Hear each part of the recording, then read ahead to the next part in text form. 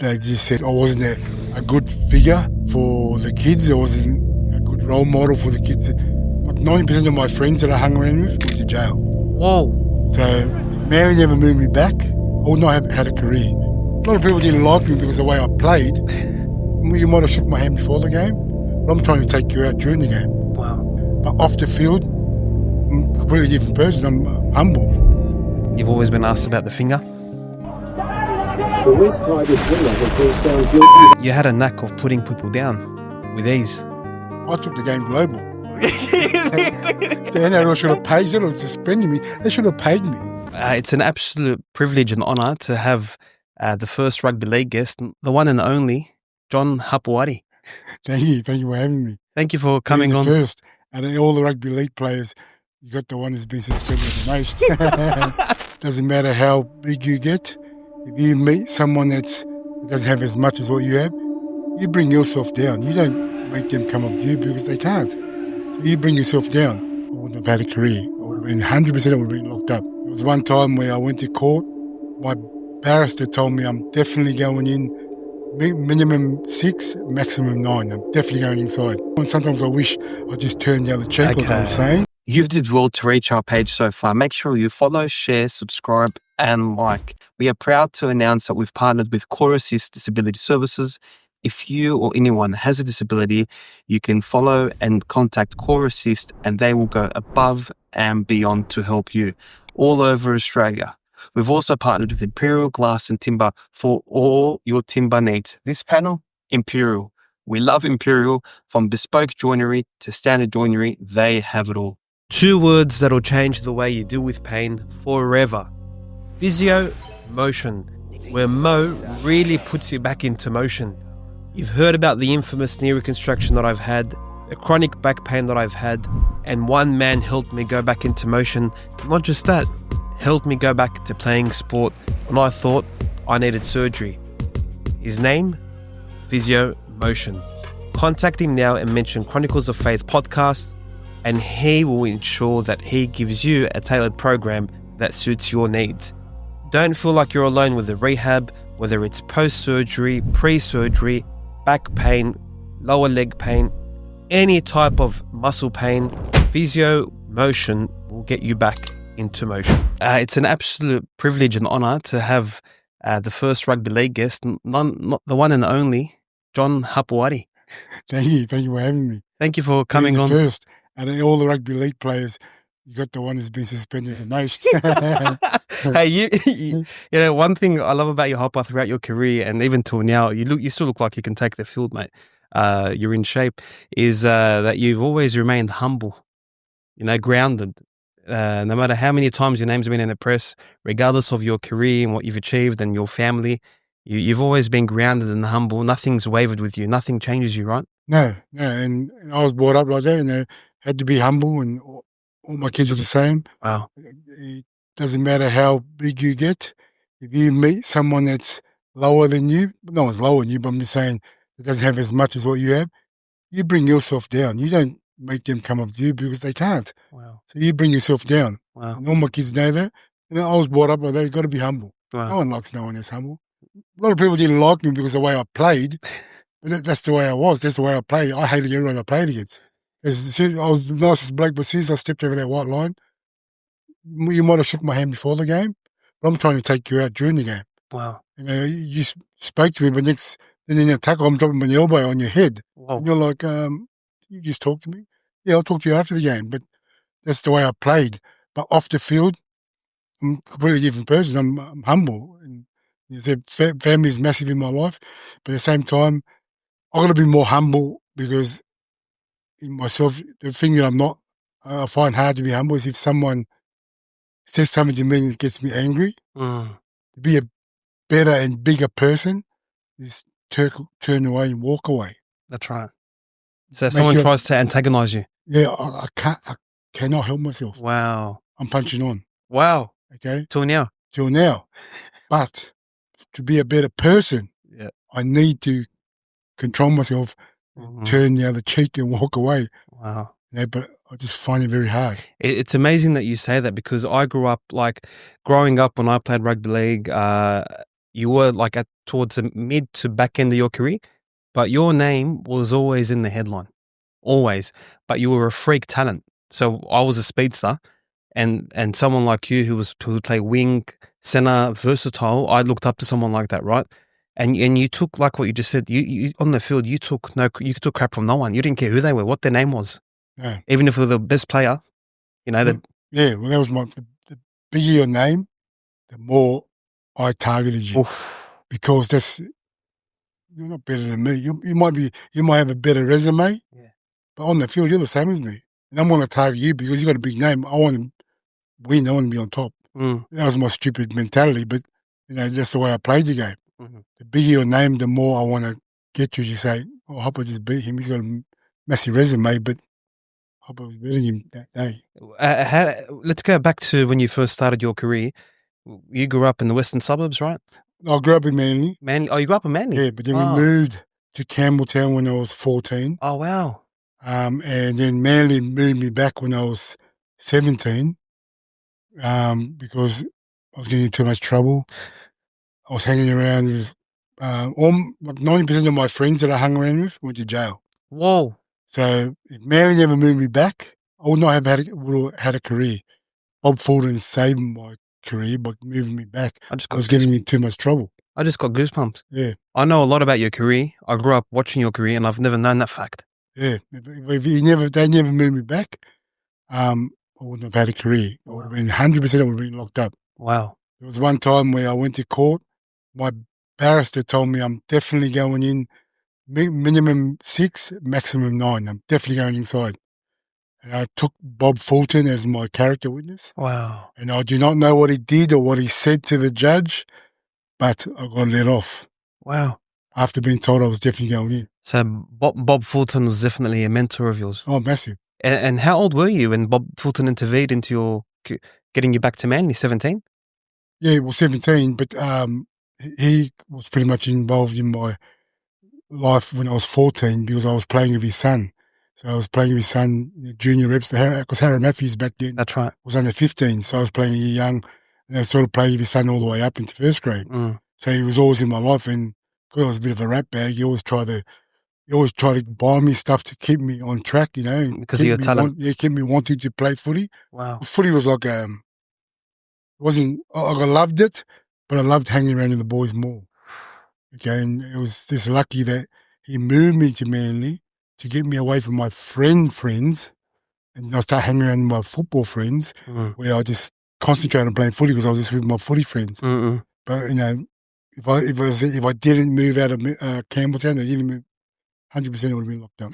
And then, so you were in Manly, went to Campbelltown, then back to Manly. Back to Manly. How did you feel being, growing up in that type of across the bridge in Manly? Someone from your background at the time, it's different to now. Like 50% or 45% of the NRL players are Polynesian, right? Yeah. But during your time, like Mundane, your time, there was hardly any Polynesians in the teams that we played against. That's right.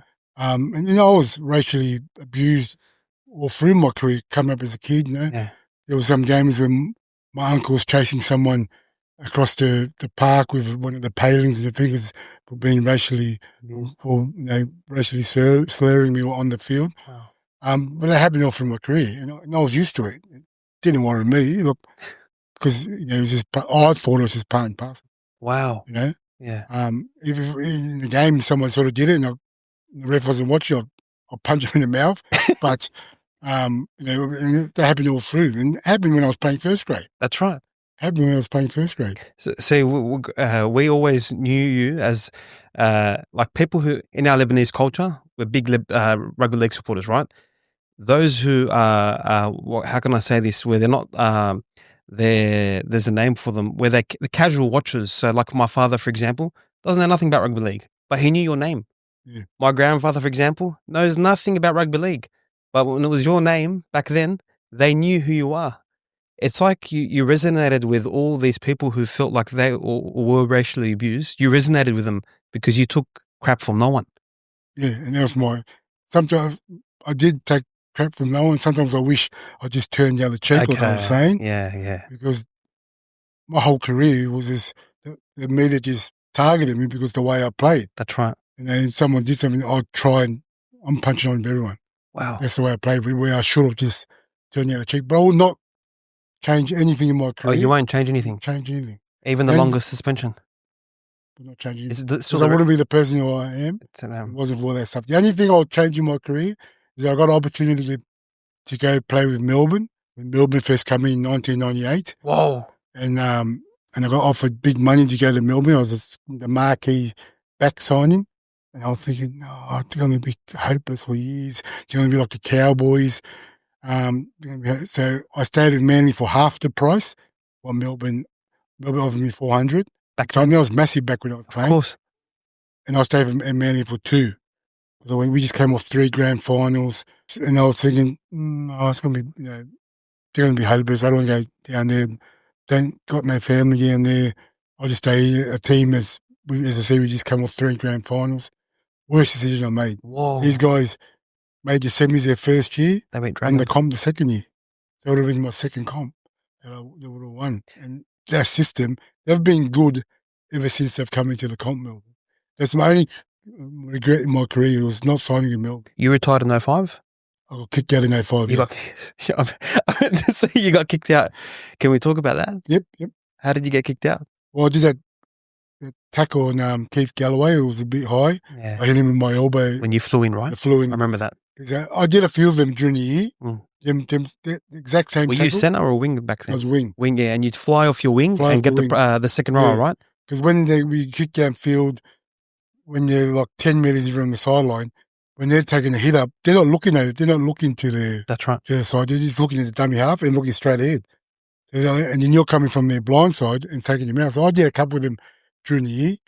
And they set before Terry Hill tried to shoot out of the line and hit him, and he come back holding his shoulder saying, he's a big bastard. Yeah, Keith I Galloway was a big one. hurt my shoulder. I said, cover me next set, I'll shoot him for you. And it's the last tackle I did in the NRL. Oh. I shot out the line, went a bit higher than what I was meant to, and accidentally hit him. How many games were you suspended for? I got 18 weeks. And that's still the record, right? I think he's second. Second now. What's his name? I've gone blank. He played for Storm.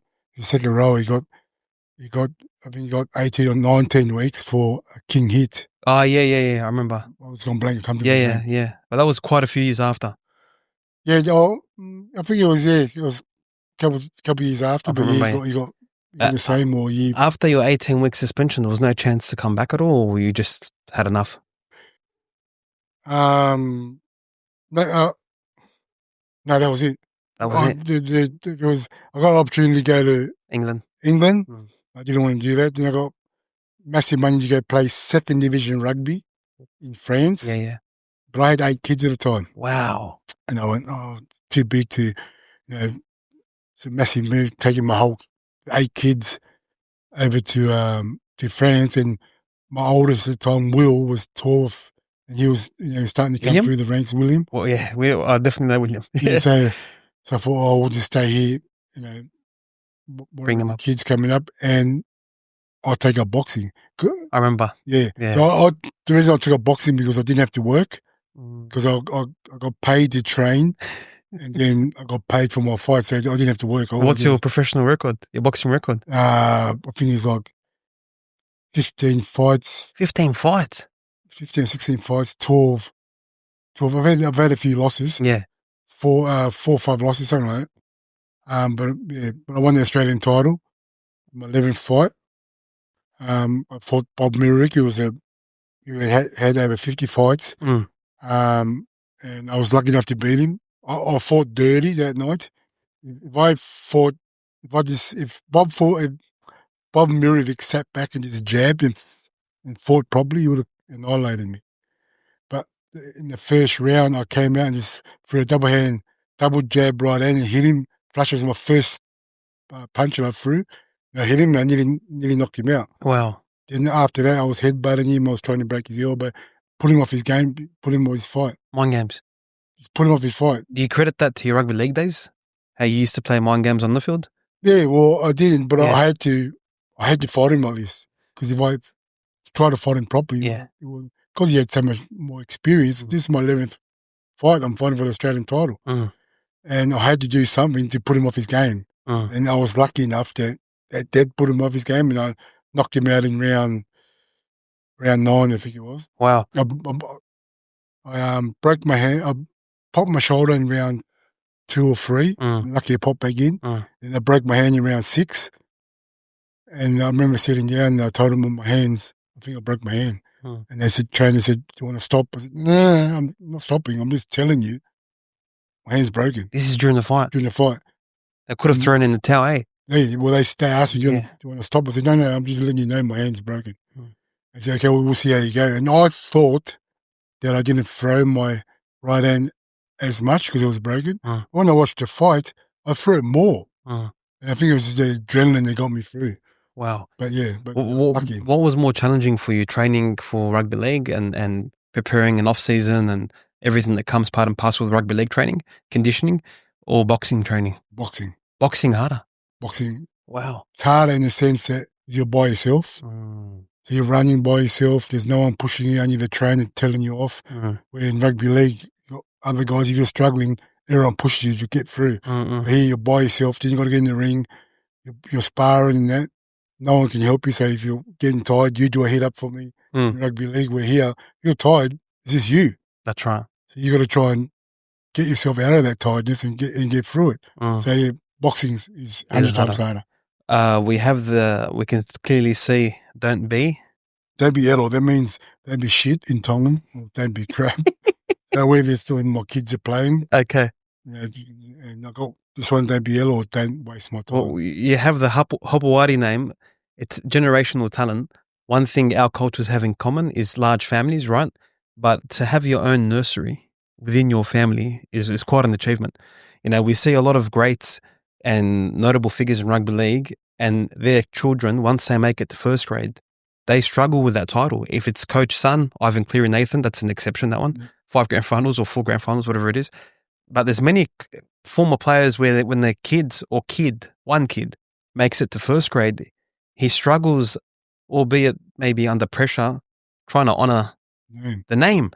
But we look no further. William Hopoate, I think Jamil, freakish talent. Lehigh now in Manly, absolutely killing it. Albert. And Albert as well, who's having a road to recovery. Yep, and my daughter. And your daughter, NRLW. Yeah. So what did you do different in terms of your kids when they make it to first grade to not, falter under pressure, trying to getting called from the commentator, by Hopoate fans, Hopoate? I think it's just the way I brought them up, don't waste my time. I bash my kids for wasting my time. So if I'm coming to watch you play, I don't want you to score 4 or 5 tries, but just don't stand there and do nothing. Whoa. Because I've got other kids to go watch. If I come and watch you, don't waste my time, because at the end of the game, when the team calls a huddle, you're not getting a huddle. You're getting a personal huddle in the car. So I done it to my son Albert. He played New South Wales under 12s, I think, and we went to Darwin anyway. He was hopeless this one game. And then I heard I went, the coach called him and I went, if they get the whistle up, that means in the car. So he got the whistle. He walked, the car was parked behind the stadium, took him in the car, flogged him in the car. Then he walked back, he was crying and that. I told him, tell the coach that marks it from the game.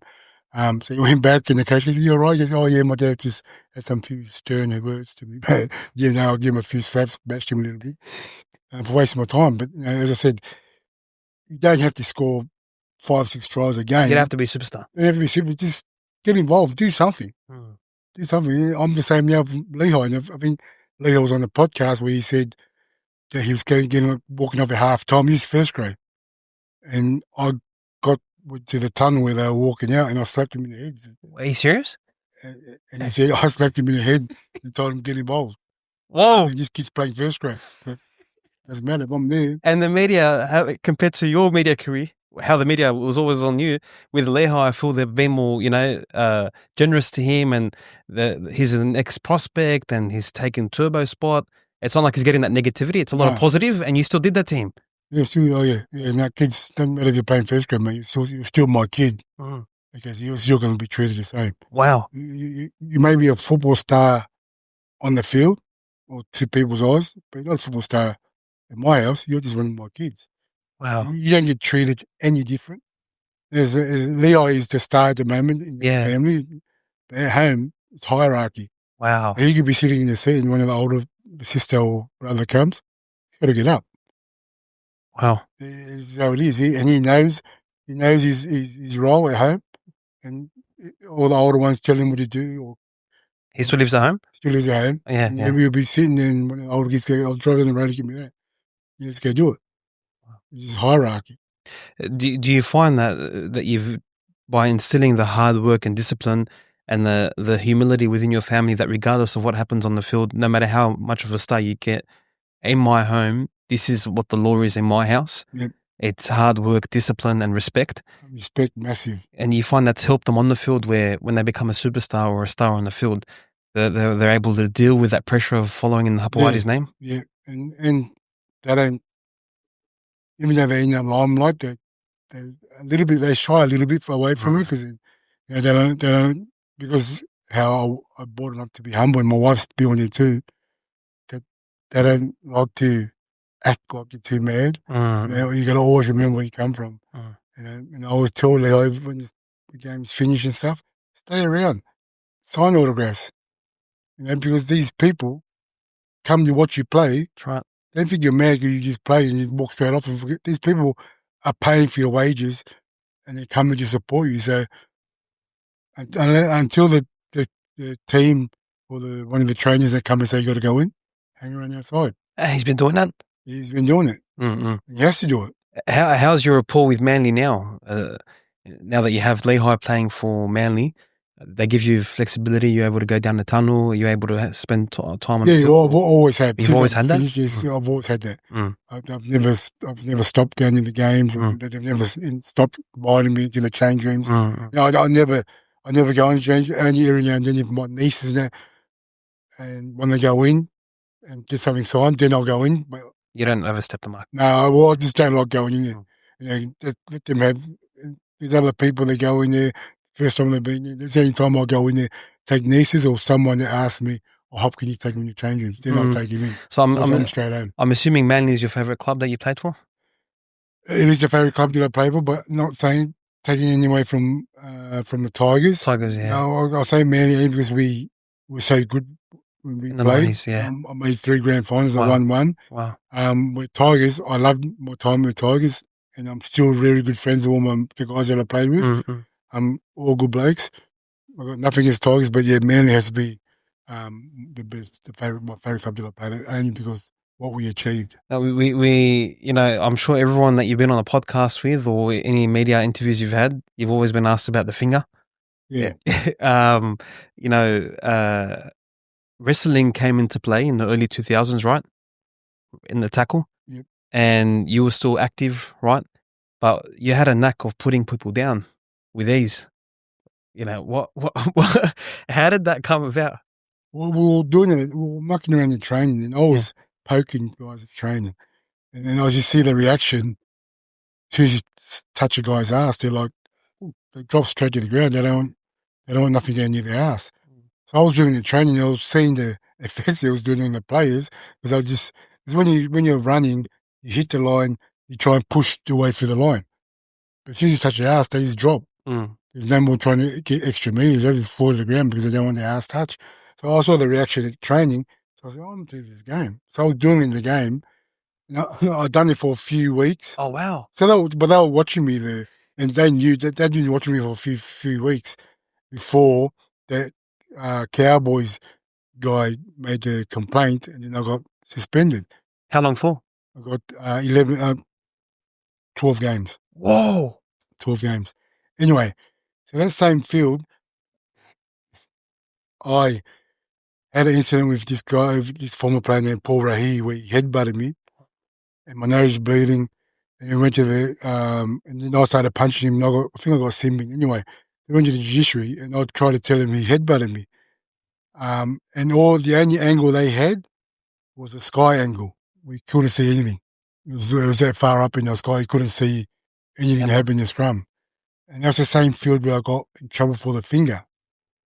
So when I went to the judiciary, it was the same field. I said I was only giving him a wedgie. That's what I was telling. I was going to go in and say, I gave him wedgie. That's what I was doing. Thinking they're going to have the same camera angle. Oh, So when I went in there, and I said, no, I was only giving him a wedgie. They had like 5, 6 different angles. And they're all up close. And I was just like, I just put the white flag up on, and they smacked me. I said, I'm gone. I'm gone. As I said, the same field that I went in for the guy headbutted me, they had the sky angle. but for this, But then for my one, there was 5, 6 different angles up close. There was nothing I could do. that was a headline So that it's- stayed for years. Yeah. So as I said, I took the game global. The NRL should have paid. Instead of suspending me, they should have paid me. You did. I told you, the casual viewers at the time, all the Lebos, different cultures, they had no idea about rugby league, Nah. but they knew, John Hopoate. Yeah. Yeah, they knew who you are. And they'd associate you with rugby league. Yeah. And I joked around before saying even Indians knew. Indians don't follow football. But Indians were coming out and the finger man. They do the finger man. The finger man. And Wow. Asians, people that don't even watch footy, but they knew who I was only because the media put me out there. What's you retired, you went boxing, you won the Australian Championship, right? But then even up until late, you always seemed to make a headline. Like the media always seemed to target you. Well, why do you think they target you?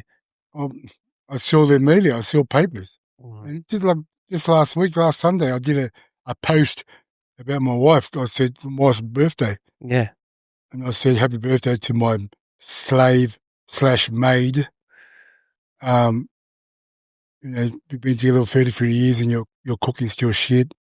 Maybe just try and change that and, you forced me to eat your shit cooking. Anyway, so I just did that post. I got over 900 comments on Facebook. Whoa. But it was in the media. It was in the papers. Look, it was a joke. No one's married for 33 years and have 11 kids. 11 kids. If I meant what I was saying. And anyone who watches your daughter's TikTok will see how close you guys are as a family. Yeah. Like the pranks and the way you sit together around the table. And there's no, for example, like what you said, Lehi's now a star at Manly. So he gets preferential treatment. Everyone's treated the same. Everyone's treated the same. Yeah. As you know, Yeah. family's massive to us. That's right, yeah. And family's everything to us. And they put that on the media. Yeah, they put that on the media. Like a lot of people commenting saying, please, you sarcasm. Wake up to yourself. They all support you. Some people will support and say, yeah. wake up to yourself. That's right. You can see his sarcasm. Yeah. This guy will not be married 33 years. for 33 years Yeah. and have so many kids if he meant it. Which is in today's time, as you know, marriage lasts 3-4 years and the divorce rates are through the roof. Massive. To be married for 33 years with 11 kids, it's not a walk in the park. No, it's not. A lot of sacrifices. A lot of sacrifices and a lot of just saying yes to your wife to keep the arguments. to stop the arguments. Even, just happy wife, happy life. Even when you're right, you're wrong. So just pick your fights. Disagree. Yeah, agree. Yeah, shut them up. The more they shut up, the better for you. That's right. I agree. Sometimes staying silent is better than debating. 100%. Because they don't know how to stop. Yeah. They just debate, and then they bring something up from 20 years ago. So you just, okay, yes, you're right. That's one of your keys to longevity in marriage. Longevity in marriage is shut the hell up. How many grandchildren do you have? 9. That's 9 from 3 kids. So I've still got 8 kids who have kids. Wow. And any male grandchildren? Got 1. 1. And wow. That's Will's son. Yeah. Will's was my nicest kid. Never got in trouble. He's a nice kid coming up. And his son is exactly like me. Oh. He's a rat bag. He's a rat bag. How old is he? He's 7. And what's his name? His name's Will. Oh, Will. So Will Senior, Will Junior. Yeah. We do that too, yeah. Wow. He's a rat bag. He's been suspended a couple of times this year. Already? Yeah. So then we homeschooled him for a bit. Oh. And now he's back at school, but for the first 4 weeks, he's got to go 2 hours a day. That's right, half day, yeah. Yeah, it's 2 hours a day. Then if he's going good, then he'll go up to 4 hours, then 6, so he's back to full. I work in the education, I've been in education for 10 years, so I worked with welfare and students, and instead of getting rid of them at the beginning, I do that as an intervention, so 2 hours, half day, and teach them how to behave. That's what he's going through now. Wow. But he's exactly like me. He's a great little footy player. Like out of all my kids, my grandson, he's better than all of them. At the same age now, he's better than all of them. And your kids?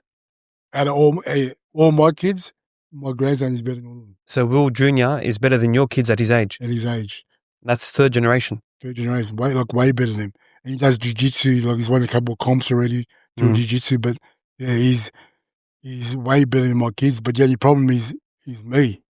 If someone does something, he's punching on. That's it. Hit ticker, low ticker. Yeah, he doesn't take crap, and I have to put him up sometimes because you can't do that these days. No, you They can't. just kick you out straight away. During your time, you punch on and punch you just go back penalty, Yeah. move on. Penalty, move on. Now Or if it's too bad, then you might get 10 minutes. Yeah, No, you can't even throw a punch you in No. the bin. that's right. Do you agree with that? No, I think you let it punch on. No one connects Yeah. unless it's a king hit, but no one connects. These boys have a bit of punch and stop, but it rolls everyone up, and the game becomes everyone gets into it because everyone's trying to smash each other. They shouldn't. I don't think. I think they should let them fight. Do you did a bit of coaching as well? I did. I tried. I was doing SG Boy at Manly, Yeah, I remember. but then I just didn't want me in there. Why? They just said I wasn't a good figure for the kids. I wasn't a good role model for the kids. So I was because I worked for John Abraham at the time. Oh, Johnny's the best bloke. He's the best boss I've had. Anyway, so they said I wasn't a good role model for the kids to be coached by, but I was allowed to coach under 12s. So I was coaching Lehigh. I coached Lehigh all the way up, and Lehigh was 12 at the time. So I was allowed to coach under 12s, Lehigh's team, but I wasn't allowed to coach under 17s or 18s SG ball because they were older. and that would have been upsetting to give that up Yeah, because Manly were trying to push me through. to the first grade. Hopefully, Hopefully push me through. And then so Chad Randall at the time, Chad Randall was the assistant coach at Bulldogs now. Mm. And he was the coach for SG Ball, and Manly wanted to let him go. And Chad's my mate. We played together. And I said to Bob Fulton, I said, I'm not taking his spot unless you get him another spot. Wow. I said, he's my mate. I'm not taking his spot. Mm. Unless he steps down himself or he goes somewhere else, then I'll take him. Or else you'll have to get him another spot. And then I'll take a lot of politics in rugby they gave. Yeah, massive. Like, even though times have changed and we've broken a lot of barriers during your time and Mundine, during that tough period, some would say white privilege. You'd know more than me. Yeah. Like I know in my culture, very rare in the early 2000s you'd have a Lebanese player make it through. No. Very rare. Rare. Yeah, my uncle played first grade. He trained with the first grade squad and he was killing it for Dragons. Not a chance. Walked away. I had my first cousin as well. He made it to under 20s in the old Toyota Cup or Holden Cup, whatever it was called. As well, went to the Bulldogs, went to the Dragons, played with Luciano Leilua. Yeah. Very hard to crack it, and he was like a Cameron Smith style player. So I don't know why there's so much politics, eh? Well, it's massive politics. Sometimes there are some guys now, can't believe playing first grade. They do stuff like there's a guy who's playing reserve grade but they want to get rid of, who's played a bit of first grade but then he's playing reserve grade. They'll bring him up to first grade just for a couple of weeks so someone sees him playing, he's playing first grade, then someone buys him and they get rid of him straight away. So that happened to my son Albert. He was playing first grade. Then all of a sudden he was playing good, then all of a sudden he got dropped for Nick Kotrick, because Nick Kotrick was playing reserve grade. That's right. So Nick Kotrick came up for a couple of weeks, and then he got signed in England. As soon as he got signed, they dropped him back, and then Albert came up. Wow. But they do that to get that guy up to get exposure that he's still playing first grade. But they didn't want him in the first place. They're only doing that to get rid of him, so other teams can see him and so they can get rid of him. So even if he's in the contract, they'll negotiate, release. Thank you very much. So my son had to go play reserve grade. They won't say that, but I don't give a crap. I'm telling you what they did. Whoa. So that's what Ricky did. And Ricky did that. The one who's renowned for help. They tool now. They say that Ricky is one of the best at developing young talent. Well, they do, but this is the kind of stuff that they do to get rid of someone, and clubs do it. And is Albert released now? Yeah, Albert. He's just signed in Warrington in England. Yeah.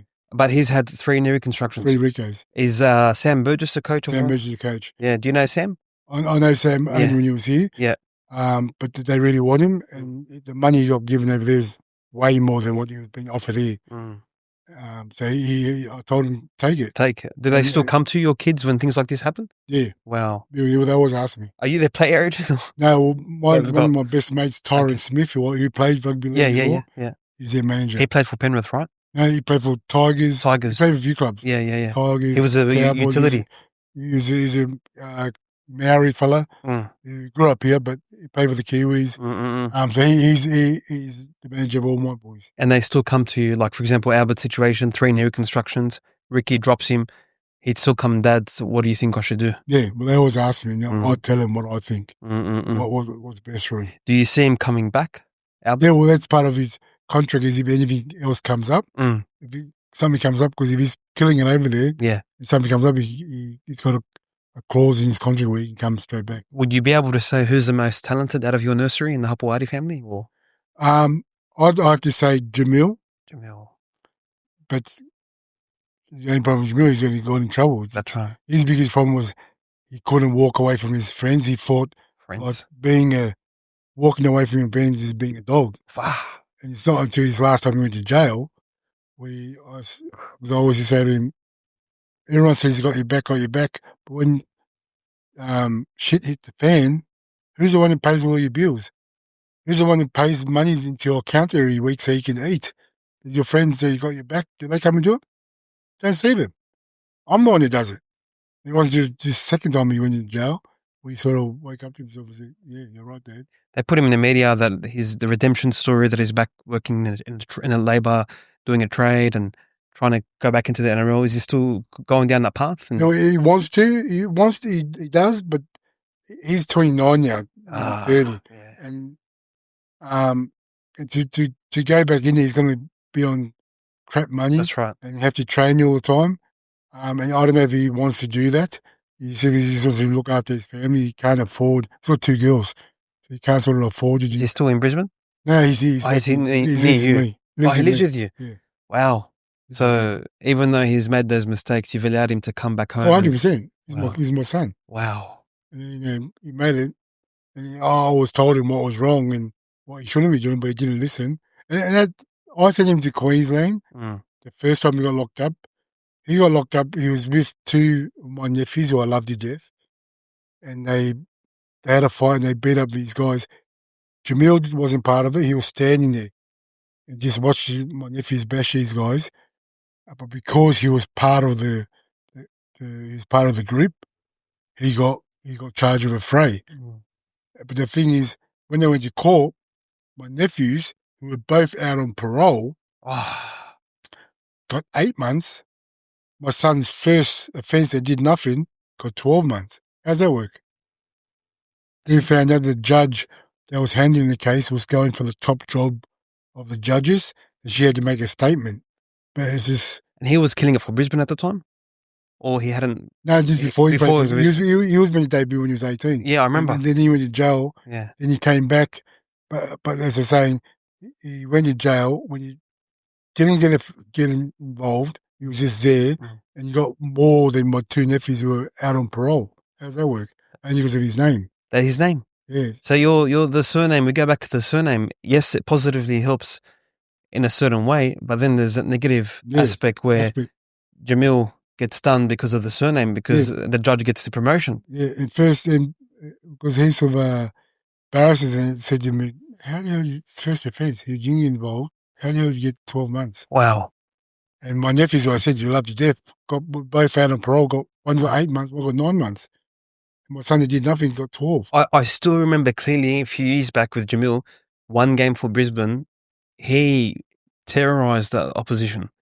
He was a speedster. He had it all. Yeah, he had great skills. He had skills, great ball skills. But as I said, out of everyone, I think the reason I pick him because he had good skill, but he was like me too. He didn't take crap. He'd punch on if he had to. But now when you're looking at Lehigh, will be the best because of the way he's playing. His trajectory. If Jamil kept his head on, that's the reason why I sent him to Queensland, to get away from his mates. Yeah. And just hang with his footy mates. He ended up playing first grade. That's right. He's just hanging with his footy mates. As soon as he come back, because he got a couple offers here in Sydney. Brisbane didn't want him, so there was a couple of teams that wanted him down here. So he came back. As soon as he came back, got involved with his friends, got locked up for drugs. Anyone that watches this podcast will know that those friends who lead you to the wrong path will never be for you. When you fall, they won't be there to pick you up. No one. None of them are. And that's what I tell kids, and I sometimes work with the youth. I say, you got to choose your friends wisely. Exactly. Because all these people say they got your back, got your back. When shit hits the fan, the only one who has your back is your parents and your siblings. Do you find that William was the most quiet achiever? William Hopoate, your son? Yeah. He went about his business in a very subtle manner. Yeah, and because he was such a nice kid. Yeah. And, when he came up, as I said, a lot of Polynesians will play, and a lot of them will play dirty on him. And it used to drive me mad. It used to drive me mad, not the kids that were doing it to him. It used to drive me mad, William not doing anything back. Wow. I just say, you got to push him, son, or you got to push him or say something. No. Because if you don't do anything, they're going to keep on doing it all game. Oh, it's all right, Dad. I'll just score tries on him. And I'm thinking, it's a better answer. Wow. Where Will's difficult. Jamil, so he's punching on. That's it. And then they'll try to get under their skin. Yeah. They'll antagonise Jamil on the field. Yeah. William, he won a grand final, right? Won a grand final with me. Then he went to Para, then to the Dogs. Which club do you feel like he played his best footy at? Was at Manly. At Manly, not at the Dogs. No, at Manly.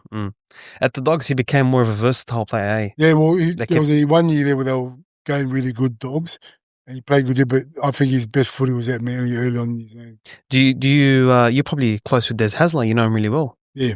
What do you think of what's happened with his career? Well, I feel sorry for Des because he can coach. He can, right? He's a very good coach. Yeah.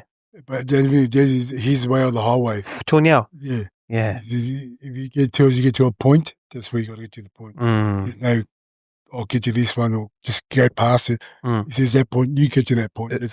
Who do you think that was the most successful coach in terms of your kids? Out of all their coaches, who was the one that had the biggest influence on your kids? Any son, any coach? Well, I have to say Des with Will. Yeah. Because, Will played Origin and stuff. Des. And he took him to the Dogs, right? He took him to the Dogs. And Will's another one that could have went to Melbourne. He could have went to Melbourne? During the Big Three? When Wow. When he signed with the Dogs, he had the opportunity to go to Melbourne. And he stayed with the Dogs because his family was here and didn't want to move states. Similar to you? It was the same money. But it was the same money. There was no difference in the money. Whoa. And he stayed. Melbourne won the comp the following year. So he would have been the same. What position do you think they would have put him? Well, Slater was still there, so they were bringing him in to, I think he was playing in the centres, so to cover because Slater was retiring a couple of years after. That's what they're bringing him to. Then he'll go into fullback. Do you still watch rugby league the way you used to? Not as much. Every now and then I watch my kids. Yeah. And every now and then I might watch a game. Like on the weekend I watch Penrith and I watch both finals. Semi-finals, yeah. But usually I just check scores. I just turn it on, check scores. If you were to give us a grand final prediction. I'm going Storm. Storm? Yeah. Not Broncos? No, not Broncos. Okay. I want the Storm to win anyway. You want them to win? You hate the Broncos? I don't hate the Broncos, but I'm going for the Storm. Like scoreline? I think it'll be 24-8. All right, done. This is going to be released. This snippet will be released before the grand final. John Hopoate, 24-8, Melbourne Storm. All right, done. Mate, again, I thank you for making the trip across the bridge to the Chronicles of Faith podcast. And thank you for having me. No, it's been a pleasure. And I look forward to seeing the trajectory of your kids, both in Warrington and Lehigh, and your daughter, NRLW, who she played for? The Dogs. The Dogs as well. Yeah. No problem. Thank you for coming on the show. Thank you for having me, mate. It's great to be here. No problem. Thank you.